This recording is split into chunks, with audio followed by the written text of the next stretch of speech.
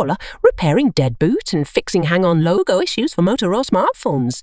In this informative video, we will walk you through the process of flashing Motorola firmware stock ROM to revive your device. If you are facing problems such as a completely unresponsive device or it getting stuck on the logo screen, this tutorial is tailored just for you.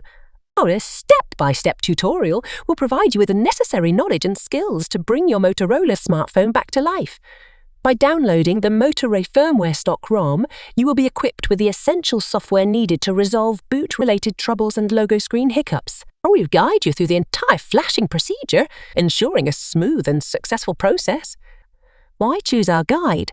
We are experts in Motorola smartphone repairs and have in-depth knowledge of their firmware and software.